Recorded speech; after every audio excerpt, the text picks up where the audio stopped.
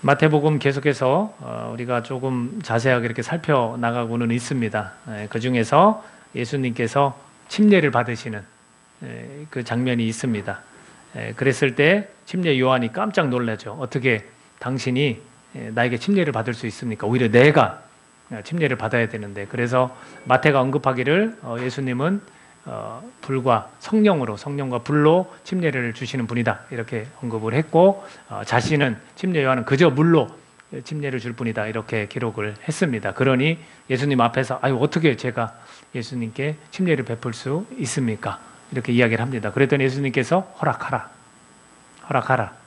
왜냐하면 우리가 함께 의를 이루는 것이 합당하다, 그렇게 표현합니다. 우리가 이와 같이 하여 모든 의를 이루는 것이 합당하다라는 겁니다. 그래서 이 한 구절을 가지고 제가 말씀을 좀 나누면 좋겠다 생각을 합니다. 그 뒷구절들은 예수께서 무료에서 올라올 때 하늘이 열리고 하나님의 성령이 비둘기같이 내려 자기 위에 임하고 하늘로부터 소리가 있고 내 사랑하는 아들이요 내 기뻐하는 자라라는 것은 분명히 하나님의 아들이다라는 것을 증거해주고 있어요. 분명히 하나님의 아들이다. 그래서 성령이 비둘기같이 내렸다라는 건 이미 성령이 이제는 함께 하신다라는 거고, 그 성령에 이끌려서 바로 어디로 가면 광야로 40일을 주야를 금식하고 광야로 이끌려가는 그런 일들이 첫 번째로 이제 시작이 되는 겁니다. 그래서 그 뒷부분은 분명히 이분은 하나님의 아들이다라는 것을 증거해주고 있습니다. 그렇다면 오늘 궁금한 것은 뭐냐면 의를 이루는 것이 합당하니라. 그렇다면 이 의가 뭘까? 의가 뭘까라는 거예요. 여러분, 이 의가 정의로움일까요? justice, 정의로움? 정의로움이 아니라 결론을 말씀드리면 지저스예요. 예수예요, 예수. 그래서 성경에서 이 부분을 다른 성경에서 어떻게 묘사하고 있는지를 찾아보려고 합니다. 성경이 말씀하시는 의에 대한 정의가 로마서에 좀 자세히 나와 있어요. 로마서 3장 21절 같이 한번 읽어보도록 하겠습니다. 시작. 이제는 율법 외에 하나님의 한 의가 나타났으니 율법과 선지자들에게 증거를 받은 것이라. 자, 여기서 뭐라고 표현하냐면 하나님의 한 의가 나타났다는 거예요. 하나님의 한 의가 나타났다. 그 의가 나타났으면 어떤 물체처럼 느껴지지 않습니까? 바로 예수님이 이 땅에 보내졌다라는 그런 의미를 갖고 있고, 22절 계속해서 3장 22절 읽어보겠습니다. 시작.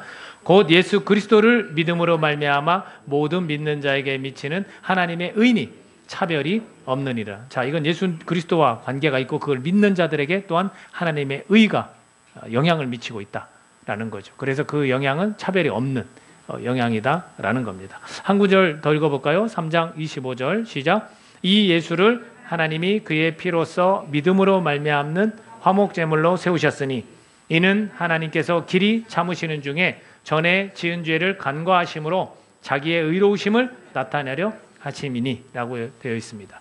자기의 의로움을 이제 나타내시기로 된 거예요.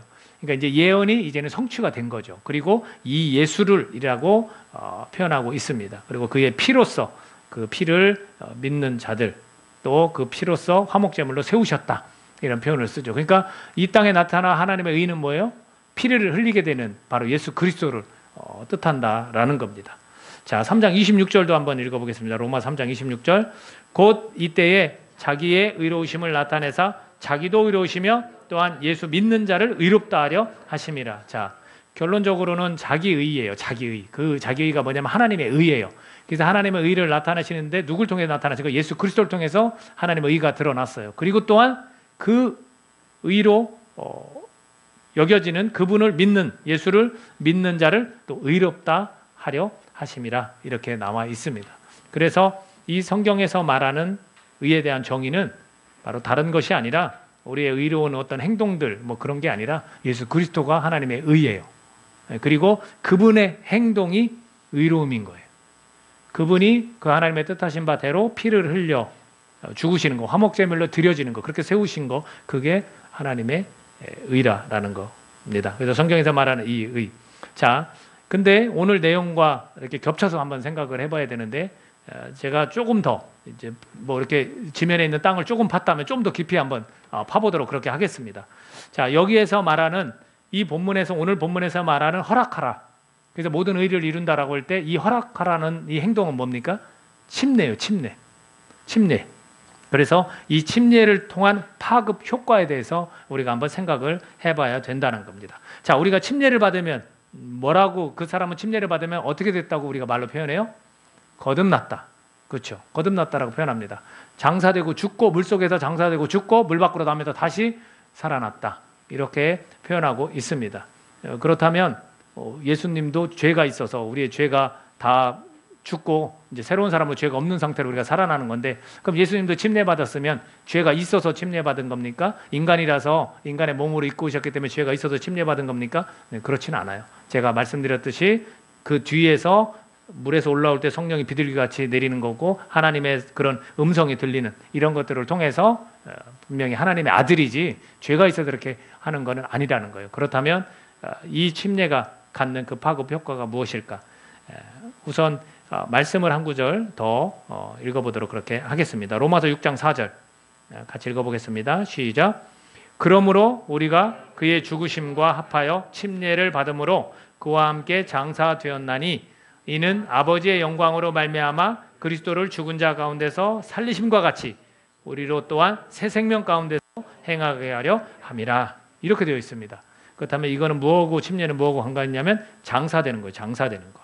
네, 그래서 예수님이 죽은 자 가운데서 살아난 것처럼 우리도 물속에서 죽고 물 밖으로 나오면서 살아났다. 이제 이런 것들을 묘사하고 있는 겁니다. 그래서 거듭남이란 어떤 뜻이냐면 피의 능력을 맛보는 거예요. 우리가 다시 태어났다는 것은 피의 능력을 맛보는 겁니다. 이 부분이 자세히 설명된 것이 히브리서 9장 13, 14절입니다. 자, 같이 한 목소리로 읽도록 하겠습니다. 시작. 염소와 황소의 피와 및 암송아지의 죄를 부정한 자에게 뿌려 그 육체를 정결하게 하여 거룩하게 하거든 하물며 영원하신 성령으로 말미암아 흠없는 자기를 하나님께 드린 그리스도의 피가 어찌 너희 양심을 죽은 행실에서 깨끗하게 하고 살아계신 하나님을 섬기게 하지 못하겠느냐. 이렇게 되어 있습니다. 자, 마태복음 말씀드렸어요. 누구를 대상으로 했냐면 이방인도 대상으로 했지만 가장 중요한 대상은 유대인들이었어요. 그럼 유대인들은 구약의 이스라엘 백성들이 어떻게 죄를 깨끗이 씻는지를 알고 있단 말이에요. 그래서 히브리서에서 설명한 것처럼 염소와 황소의 그런 피로, 암송아지의 피로 깨끗하게 됐다 해서 그들이 죄책감이 어떻게 돼요? 사라지는 거예요. 죄를 졌지만 자기들이 송아지를 갖고 와서 바치고 제사장들과 레위인들이 그걸 각을 떠서 피를 흘려 보내면 그 피를 가지고 우리가 죄가 깨끗이 그 피로 씻어졌다. 하물며 죄가 없으신 예수 그리스도께서 그 피를 흘려서 우리의 죄를 깨끗하게 해주시는데 그것으로 인해서 너희 양심을 죽은 행실에도 깨끗하게 할 수 없겠느냐. 이제는 더 이상 죄의 종노릇이 아닌 이제 의의 종으로서 삶을 살아가게 된다. 바로 이게 침례로 장사되고 죽고 다시 살아난 그거의 영향력인 거예요. 그래서 이 영향력을 계속해서 전해지게 하기 위해서 주님은 침례를 내가 받아야 된다라고 그렇게 말씀을 해주고 있습니다. 자, 그렇다면 이 의가 예수 그리스도를 나타낸다고 말씀을 드렸는데, 그럼 이 본문, 오늘 우리가 읽은 이 본문 속에서 과연 이 의가 더 구체적으로 무엇을 나타내는지를 말씀을 드려보도록 하겠습니다. 지금 말씀드린 거가 성경에서 말하는 의에 대한 정의였다면 이제는 이 의로운 삶이 무엇인지에 대해서도 이 마태복음은 설명을 해주고 있다라는 거예요. 자, 시험을 받으시고 나서 맨 처음 이제 하시는 그 일들 가운데 하나가 침례 요한이 회개하라 천국이 가까웠다고 전한 걸 그대로 따라서 하십니다. 그대로 따라서 하시면서 산상수훈이라고 많이 들어보셨죠. 마태복음 5장부터는 많은 하나님의 백성들이 살아가야 될 지침에 대해서 이제 설명을 해주는 거예요. 그 설명을 해주는 내용이 계속해서 5장과 그 뒤로 이어집니다. 마태복음의 전체적인 내용을 이 의라는 것이 감싸고 있다라고 제가 설명을 드릴 수 있습니다. 계속해서 이 의에 대해서 군데군데 가면서 설명을 해주시고 있어요. 그러니까 정의만 얘기하는 게 아니라 성경은 야 이런 거다라고 정의만 얘기하는 게 아니라 이렇게 살아야 돼라고 지침까지 가르침까지 우리에게 들려주고 있는 것입니다. 자, 마태복음 이 산상수훈 5장에 보면 의에 대해서 설명 나온 부분이 6절입니다. 자, 우리 성경 한 장만 더 뒤로 넘기면서 한번 보겠습니다. 6절 읽어볼까요? 시작. 의에 줄이고 목마른 자는 복이 있나니 그들이 배부를 것이며, 이렇게 되어 있습니다. 의에 줄인다 이런 표현을 쓰고 있고요. 10절 5장 10절입니다. 의를 위하여 박해를 받는 자는 복이 있나니 천국이 그들의 것입니다. 이제 의를 위하여 박해를 받는다. 라고 되어 있고요. 20절 읽어볼까요? 시작. 내가 너에게 이르노니 너희 의가 서기관과 바리새인보다 더 낫지 못하면 결코 천국에 들어가지 못하리라 라고 되어 있습니다. 자, 이 내용들을 가지고 아까 의가 정의를 뭐라고 하냐면 예수 그리스도라고 그랬어요. 그의 행동, 그의 피 흘림, 화목제물로 드려짐 이런 거를 의라고 그래요. 그 의를 한번 여기다 적용을 해볼까요? 의에 줄이고 목마른 자. 그러면 예수 그리스도로 줄이고 목마른 자. 또 한번 10절에 가서 해볼까요? 의를 위하여 박해를 받는 자. 예수 그리스도를 위하여 박해를 받는 자. 말이 되죠? 말이 돼요. 그 정의를 갖다 붙여도 말이 돼요. 그 다음에 20절은 내가 너에게 이르노니 너희 의가 서기관과 바리새인보다 더 낫지 못하면 결코 천국에 들어가지 못하리라. 그렇다면 서기관과 바리새인들도 의에 대해서 뭔가 행동을 하고 있다는 거예요.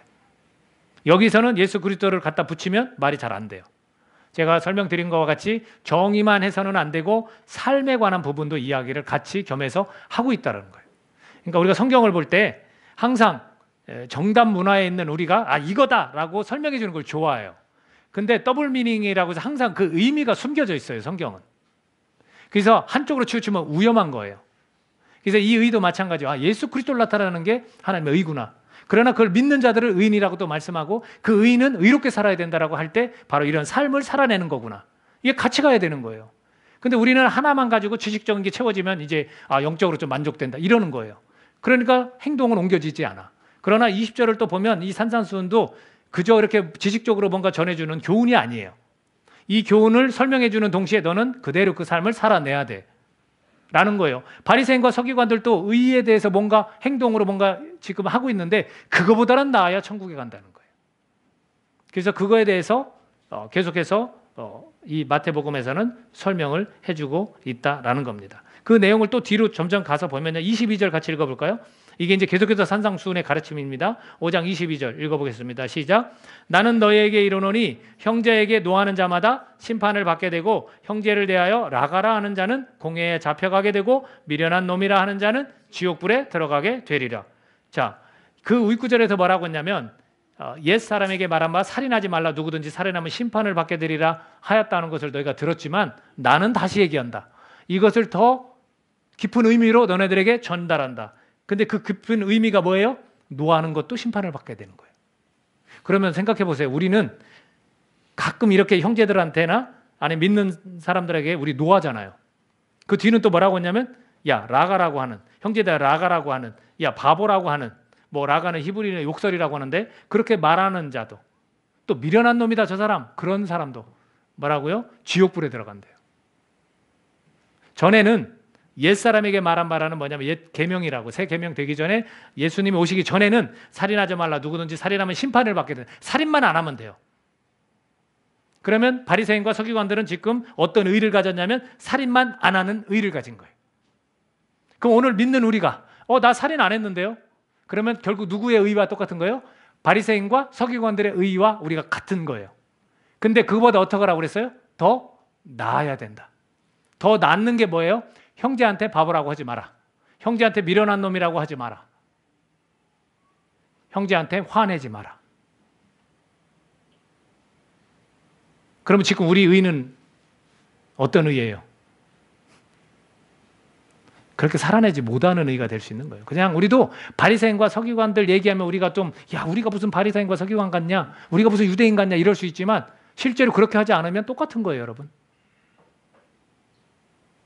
의로운 삶이란 그런 거예요. 지금 그러니까 이 보다 엄격해진 이 계명 이것을 지키는 게 의로운 삶이라는 거예요. 자, 또 한번 볼까요? 27, 28 같이 읽습니다. 시작. 또 간음하지 말라 하였다는 것을 너희가 들었으나 나는 너에게 이르노니 음욕을 품고 여자를 보는 자마다 마음에 이미 간음하였느니라. 저는 이런 말씀 보면 아주 그냥 너무 힘들어요. 간음하지 말라는 거는 행동으로 간음하지 않은 거에 대해서 얘기하는데 주님은 무슨 얘기를 해요? 눈, 마음. 여자를 딱 보고 마음 먹었어. 상상을 했어. 그러면 간음했어요, 안 했어요? 너무 힘든 거예요, 이거. 계명이 너무 힘들어졌어요. 엄격해졌어요. 자, 또 볼까요? 35장 계속해서 산상수훈입니다. 38절 읽겠습니다. 시작.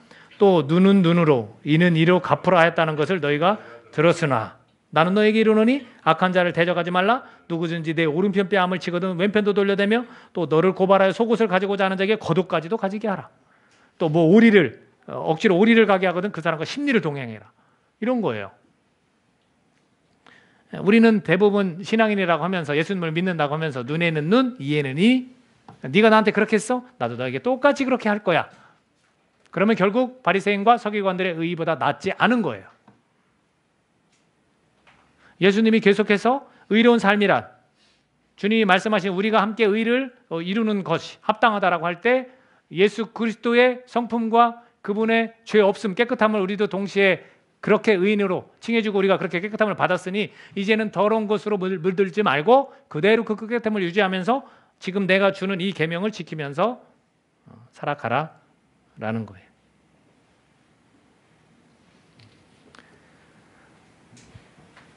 계속해서 제가 읽은 거 외에 43, 44절을 제가 또 읽어드리겠습니다. 또 내 이웃을 사랑하고 원수를 미워하라. 계명은 이런 거예요. 이웃을 사랑하고 원수는 미워하는 게 맞아요. 나를 괴롭히는데. 그러나 나는 너에게 이르노니 너희 원수를 사랑하며 너희를 박해하는 자를 위하여 기도하라. 이렇게 되어 있습니다. 이제는 바뀌었어요. 완전 바뀌었어요. 이건 누구나 상식적인 거야. 내가 좋아하는 사람을 사랑하고 나에게 잘 대해주는 사람을 사랑하는 건 맞지만 나를 미워하고 나를 힘들게 하는 사람은 미워해야 돼. 그렇죠? 나를 좋아하고 나와 같이 관계를 잘 맺는 사람은 사랑할 수 있어요. 그러나 나를 괴롭히고 나를 힘들게 하는 사람은 미워할 수 있다는 거예요. 이게 옛 계명이에요. 그러나 예수님께서 이 의로운 행동을 하시면서 우리를 의인이라고 말씀해 주시고 우리가 믿는 그분을 믿는 우리에게 이렇게 말씀해 주시는 거예요. 원수를 사랑하라고. 그리고 너희를 박해하는 자를 위하여 기도하라고. 완전히 달라졌죠. 그렇죠? 근데 이 내용들을 여러분 가만히 들여다보면 이것은 마음의 문제예요. 마음의 문제예요. 예전에 옛 계명은 행동이었어요. 살인하지 않고 행동으로 간음하지 않고 또 나에게 잘 대해주면 나도 잘 대해주고 나를 힘들게 하면 나도 힘들게 하면 되는 거였어요. 행동으로 그렇게 하면 되는 거였어요. 그러니까 마음과는 상관없었다는 거예요. 그러나 지금은 예수님께서 말씀하시는 건 뭐예요? 다 이 마음의 문제예요. 이 마음의 문제. 이 마음의 문제를 계속해서 말씀해주고 있습니다.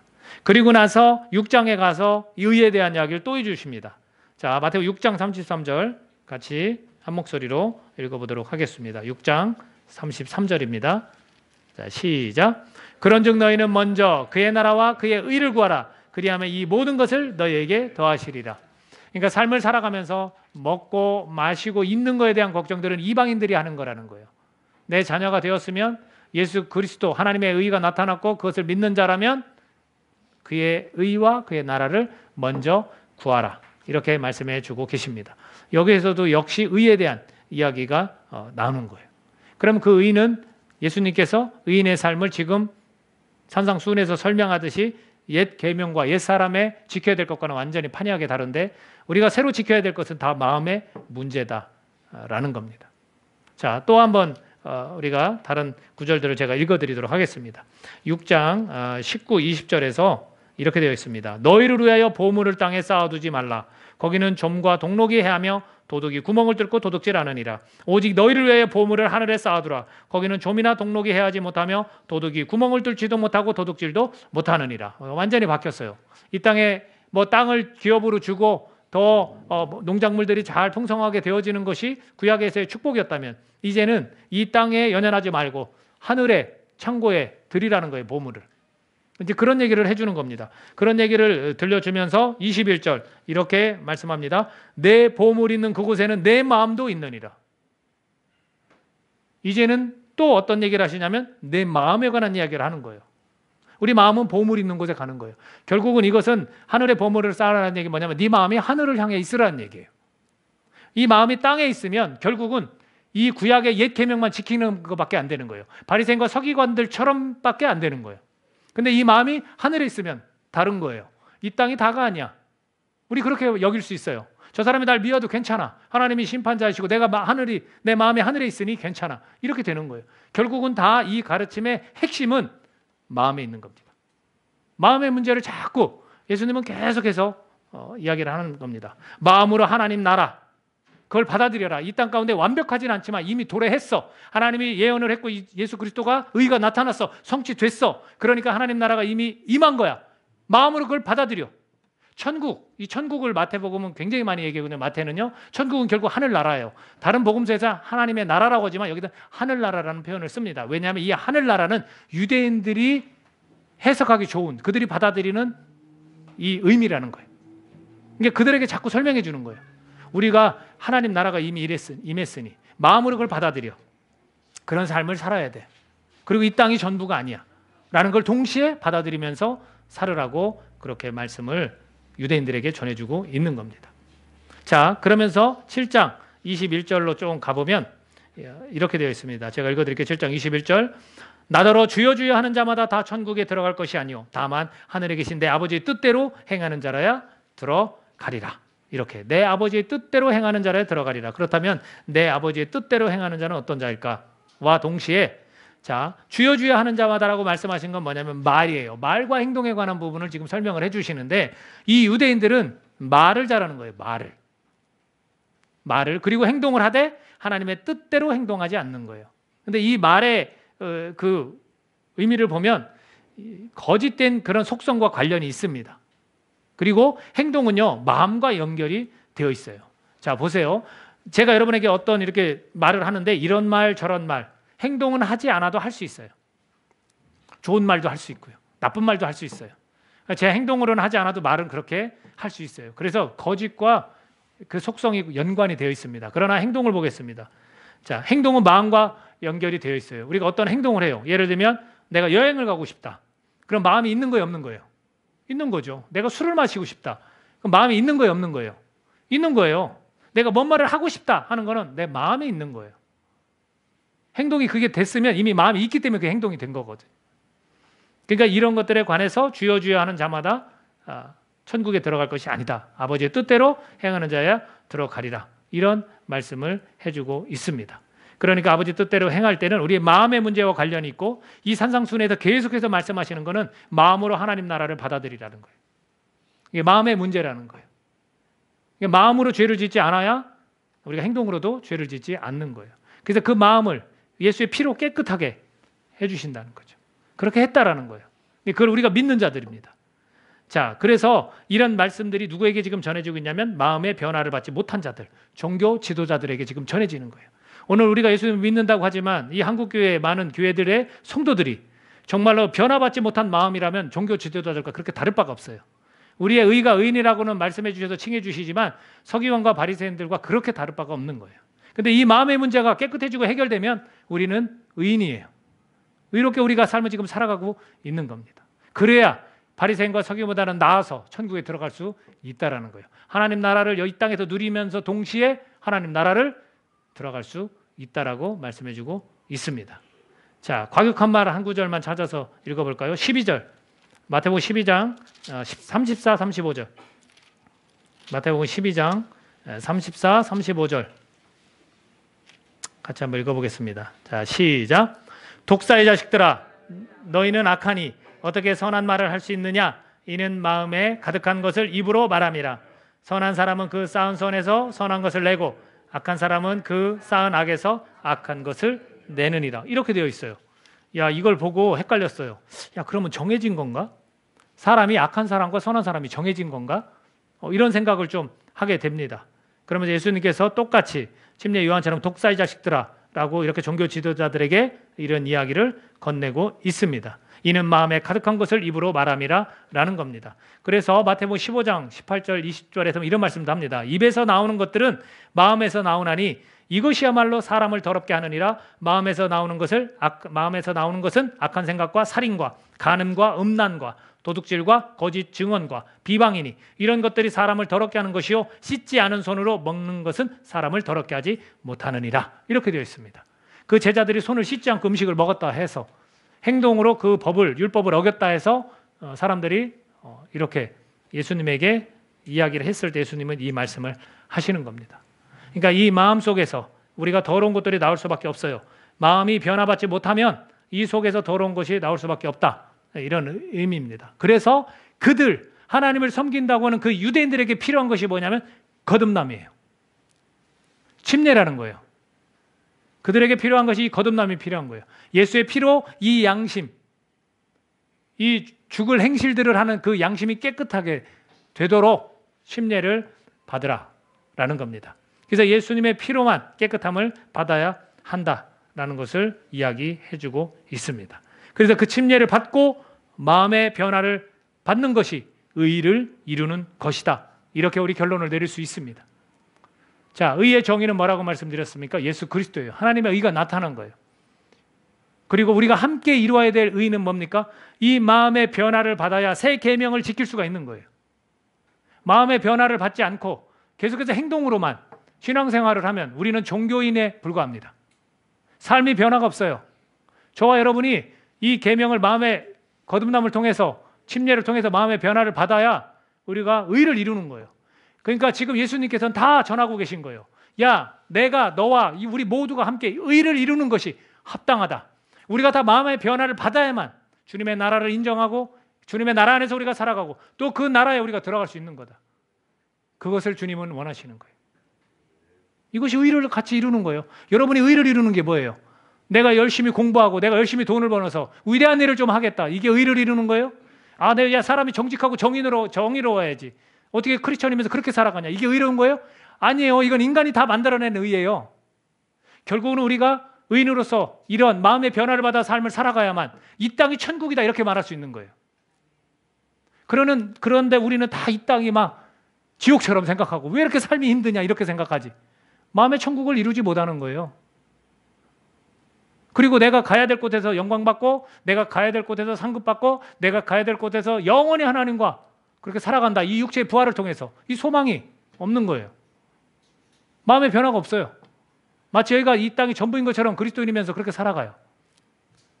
바리새인과 서기관처럼 마음은 꽁꽁 감춰둔 채 행동으로만 잘하면서 살아가요. 그거를 지적하시는 거예요. 우리가 함께 의를 이루자라는 것이 바로 그런 거예요. 그래서 침례를 받으시는 겁니다. 죄가 없으시지만 이걸 통해서 니네들이 거듭나면서 마음의 변화까지 예수의 피로, 이게 하나님의 의인이 이 예수의 피로 우리가 변화를 받아서 네가 의인이라고 내가 칭해 줄 테니까 그 의인의 삶을 살아라. 마음의 변화를 받아서 너희가 천국을 누리면서 살아라. 이것이 내가 너와 함께 의를 이루고 싶다라는 핵심 말씀입니다. 그래서 우리가 그의 나라와 그의 의를 먼저 구하는 그리스도인이 되어야 하는 겁니다. 내 마음의 변화를 먼저 구해야 되죠. 그의 나라가 어떤 건지 내가 이 땅 가운데 있으면서 살아가는 것이 그의 나라입니다, 여러분. 혹시 저 멀리 있는 천국이 하나님의 나라라고 생각하신 적 있습니까? 착각이에요. 그건 아주 일부분이에요. 성경에서 계속 누누이 강조하고 말하는 것은 이 땅이 하나님 나라다라는 거예요. 하나님이 임했어요. 인간의 몸을 입고 이 땅에 오셨어요. 그래서 하나님 나라의 도래, 하나님 나라가 임했습니다. 그것이 이 땅이 그들은 정치적으로 변하기를 바랬어요. 그들의 압제와 로마의 압제에서 우린 자유로워지기를 바랬지만 이 땅의 그런 변화 아닙니다, 여러분. 이 마음의 문제, 이 마음의 변화를 이루어서 내가 속해 있는 이 땅이 진짜 하나님이 통치하시고 다스리시기 때문에 내가 지금 천국 안에서 지금 하나님 나라 안에서 내가 살아가는 거다. 그것을 여러분 인정하셔야 돼요. 거기에 문제가 있을 수가 없어요. 그거 하나로 저는 끝이라고 생각을 해요. 그리스도인의 삶이 그래서 핍박받는 가운데서도 내가 예수님을 위해 핍박을 받으면 그것이 내가 잘하고 있다고 스스로 생각하는 거예요. 우리는 힘들다고 생각해요. 예수님 믿는 거 왜 이렇게 힘들어? 왜? 이 마음의 변화를 아직 받지 못해서 그렇습니다. 여러분, 믿는 자들이 거듭나야 된다고 누누이 성경은 말해요. 믿는다고 자부하는 유대인들이 변화돼야 된다고, 그들이 거듭나야 된다고 성경은 누누이 말해요. 어디 예수님이 오셔서 저 이방인들한테 나무라신 적 있습니까? 한 번도 없어요. 그저 율법, 그거 하나 믿고 하나님 섬긴다고 하는 잘못된 신앙관을 가진 그 사람들에게 계속해서 질책을 하셨어요. 오늘 우리도 마찬가지입니다. 이 말씀이 또 다른 죽어가는 영혼들을 향한 말씀이 아니라 오늘 하나님을 잘 섬긴다고 자부하는 사람들에게 주시는 말씀이라고 저는 믿습니다. 예수님이 저와 여러분에게 오늘 말씀하시는 것 같아요. 너와 내가, 우리가 의를 이루는 것이 합당하다. 우리 마음이 좀 주님의 이 살아계신 말씀으로 인해서, 예수의 피로 인해서 다시 한번 우리가 거듭나는 것을 2020년도에 경험할 수 있기를 예수님의 이름으로 축복합니다. 저도 솔직히 말해서 아까도 뜨끔뜨끔하지만 이 말씀을 읽을 때마다 뜨끔뜨끔해요. 생각과 마음으로 얼마나 계속 이러는지 몰라요.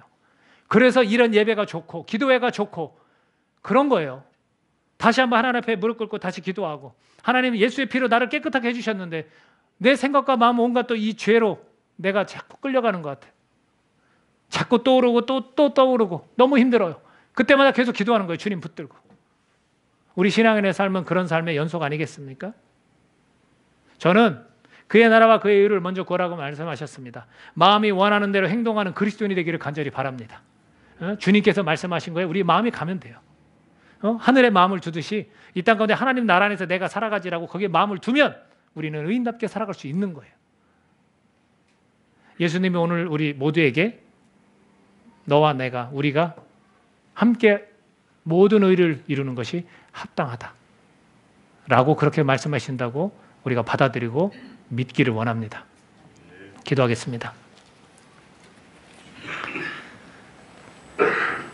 우리 이 시간 기도할 때 내가 신앙인이라고 말하지만 오늘 이런 살아가 계신 하나님의 말씀, 예수 그리스도의 이 말씀이 나에게 어떻게 다가옵니까? 정말 내 마음의 변화를 내가 받아서 내가 하나님 나라 안에서 살아가는, 천국을 누려가면서 살아가는 삶을 살고 있습니까? 율법의 이런 어려움들은 다 마음의 문제와 관련이 있습니다. 이 마음이 깨끗해지면 이거 하나도 어려운 게 아닙니다. 우리가 자유한다는 것은 이 마음에서 자유하는 거예요. 이 마음에서 하나님을 향하고 예수 그리스도를 위의 것을 향하면 우리의 행동도 그대로 따라가는 거예요. 그러나 우리 마음이 다른 데 있는 거예요. 내 보물이 있는 곳에, 이 땅에 보물이 있다면 우리 마음이 거기 있는 것이고, 또 사람들에게 내가 상처받고 내가 정말로 힘든 경험을 해서 그쪽에 관심이 있다면 우리는 정말로 그렇게 힘들어하고 계속 어려워할 수밖에 없는 거죠. 그러나 원수를 위해서 기도하라고, 원수를 사랑하라고, 내 마음의 문제가 해결됐으면 그런 것들이 가능해지는 겁니다. 그것을 위해서 예수님께서 이 땅에 오셨고 그 깨끗함을 우리에게 이미 허락하셨습니다. 다시 한번 예수 그리스도의 피를, 하나님의 의가 나타났습니다. 그 의를 우리가 바라보면서 우리를 의인이라고 말씀해 주시니 그 마음의 문제를 예수 그리스도의 피로 깨끗하게 해결받아 우리가 정말로 주님의 통치와 다스림 안에 하나님의 나라 안에서 살아가는 저와 여러분이 되기를 간절히 소원합니다. 우리의 마음의 문제를 놓고 하나님 앞에 예수 그리스도의 피로 다시 한번 내가 깨끗함 받고 싶습니다라고 고백하는 시간 갖도록 하겠습니다. 성령님 의지하면서 함께 기도하겠습니다. 하나님